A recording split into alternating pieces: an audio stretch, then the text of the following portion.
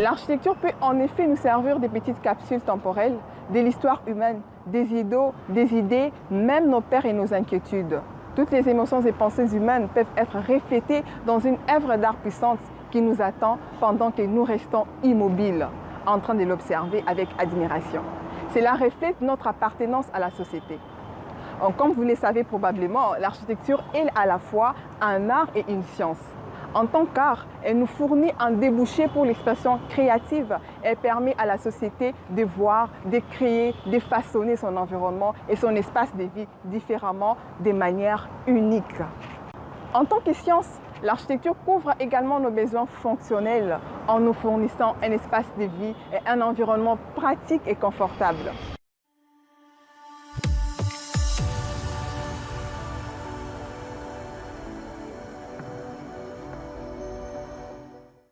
Mesdames et messieurs, bienvenue sur la chaîne Kara Architecte. Je suis Karine Essambo, architecte de profession.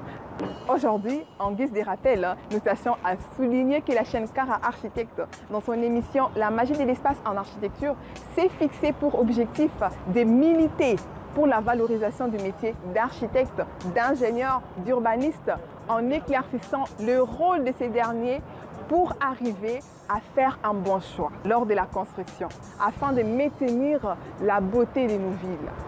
Aujourd'hui, nous devons justement savoir qu'est fait un architecte, quels sont ses rôles.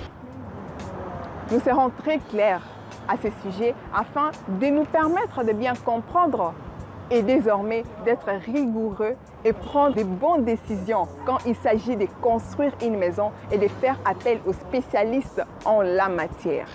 Alors, qu'est-ce qu'un architecte? L'architecte, c'est le professionnel du bâtiment qui se charge de la conception et du suivi des travaux pour les comptes de son client. C'est ce qu'on appelle la maîtrise d'œuvre. L'architecte est donc un maître d'œuvre un peu spécial puisqu'il est le seul à porter un titre. Dans ces processus, l'architecte, en tant que conseiller principal de son client, qui est autrement appelé maître d'ouvrage, a les rôles et missions à accomplir. Partant du général au particulier, l'architecte a pour rôle d'intervenir généralement sur toute construction, rénovation ou extension. Les cœurs du métier concernent l'aménagement intérieur et extérieur du bâtiment et ce qui est nécessaire à son fonctionnement. Et il a pour mission légale obligatoire qui révèle du monopole de la profession. Celui-ci comprend deux phases. Primo, la conception. Secundo, les contrôles de l'exécution des travaux et tant d'autres. Revenons au rôle de l'architecte, tout en détaillant en long et en large chaque point essentiel afin de fournir un éclaircissement parfait à notre audience. Par rapport au rôle de l'architecte, le champ de ses compétences est vaste et celui-ci apporte des garanties suivantes. Primo, l'architecte est le professionnel de la conception. Alors, ne confondons pas un dessinateur et un concepteur. Savoir dessiner un projet, c'est simplement maîtriser sa représentation. Tandis que savoir concevoir, c'est assembler parfaitement les éléments voulus par les clients. Alors, parlons de la conception. C'est en fait une étude qui permet de rendre votre maison confortable, saine, économe en énergie, esthétique, solide et économique. Un bâtiment est appréhendé comme un organisme vivant, avec une peau, des fluides, des pathologies, etc. Et nous devons savoir c'est quoi une maison confortable. Et pendant les processus de construction, quel mécanisme l'architecte applique pour maximiser les conforts dans un bâtiment? Premièrement, le confort est la résultante de la sensation du bien-être sur le plan physique et mental. Le confort dans la maison va se percevoir par les sons, tels que la sensation de froid ou de la chaleur, les sens olfactifs, l'ouïe, l'œil ou la vision. Sur le plan maintien d'une bonne température à l'intérieur du bâtiment, dans les processus de conception, l'architecte tient compte de l'orientation du bâtiment face au soleil, sachant que le soleil s'élève à l'est et se couche à l'ouest. Les côtés nord-sud de la maison sont les moins exposés au soleil par rapport aux côtés est-ouest qui sont vraiment exposés au soleil. Et dans l'agencement de pièces dans un bâtiment, suite à cette contrainte naturelle, l'architecte pense à une série de facteurs, à commencer par les fonctionnalités, leurs relations, la gestion de flux. Il met en tête que certaines pièces peuvent tolérer des chocs thermiques comme les garages, les zones de stockage, les buanderies, les sanitaires ou les couloirs. Ils peuvent dès lors servir d'espace tampon pour les pièces nobles.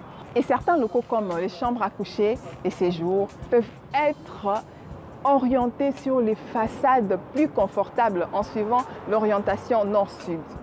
L'architecte tient aussi compte de l'enveloppe ou les faces extérieures du bâtiment, tout en sachant que celui-ci permet l'échange des calories entre l'extérieur et l'intérieur. Et sur ces points, l'architecte sait qu'il a les défis de trouver un optimum dans les échanges entre intérieur et extérieur et la manière de les contrôler. C'est pourquoi il cherche à faire entrer une quantité de lumière naturelle, d'air suffisant pour un minimum de transfert calorifique non contrôlé à travers l'enveloppe, fait en assurant l'évacuation de l'air vicié, de l'humidité issue de l'intérieur. L'architecte fait aussi les choix des matériaux qui ont les grandes capacités de limiter les transferts de la chaleur entre l'intérieur et l'extérieur et bien d'autres techniques, ce qui fait à ce que les 4 murs conçus par l'architecte soient magiques par rapport aux 4 murs dessinés par un profane.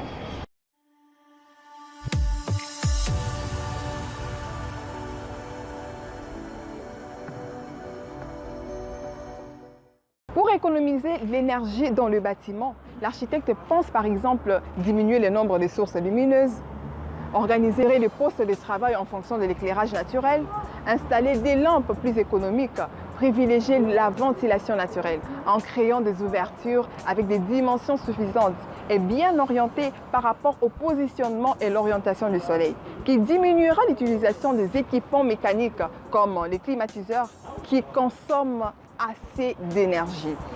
Tout en montrant qu'aujourd'hui, nous avons dans nos villes des maisons qui sont insupportables lors d'une petite coupure de courant, chose qui rend encore les 4 murs conçus par l'architecte magiques, que les 4 murs dessinés tout simplement par un profane.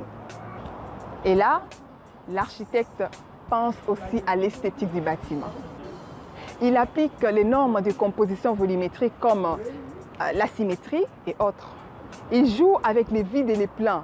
Il maîtrise les normes de l'agencement des couleurs, ce qui fera à ce que les choix finissent par donner un résultat impressionnant. Ce qui fait une fois de plus d'un architecte un concepteur et qui rend son espace magique. L'architecte étant conseiller direct de son client, fait de son mieux pour construire un projet qui ne doit pas aller au-delà du budget de son client et est obligé de signaler au client au cas où il fait des demandes qui peuvent aller au-delà de son budget.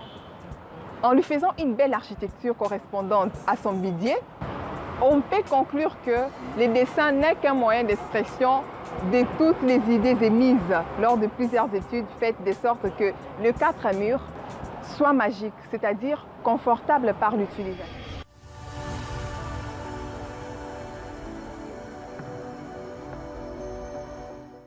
Secundo, l'architecte, c'est un expert technique. Il est le seul professionnel qui possède une vision globale du projet et de tous les corps d'État. Il possède les connaissances techniques et réglementaires nécessaires pour prescrire les solutions appropriées, contrôler et coordonner les différents artisans. Tertio, l'architecte, c'est un expert en urbanisme. Il a l'obligation de concevoir un projet conforme à toutes les règles d'urbanisme. On l'oublie souvent, mais cette réglementation est très complexe et la simplification n'est pas pour tout de suite. Définir la faisabilité réglementaire de moindres petits projets peut parfois être un casse-tête juridique. De plus, les risques de contentieux en urbanisme n'ont jamais été aussi élevés. Tout ceci nous permet d'aboutir à une conclusion telle que l'architecte n'est pas un simple dessinateur. Le dessin n'est qu'un moyen d'exprimer tous les travaux de recherche accomplis lors de la conception afin de maximiser les conforts dans le bâtiment. Ce qui fait que les 4 murs conçus soient différents des 4 murs dessinés. Merci de nous avoir suivis. Si vous n'êtes pas encore abonné, c'est simple, appuyez sur le bouton rouge en bas de votre écran. À vendredi prochain, à la même heure. Merci.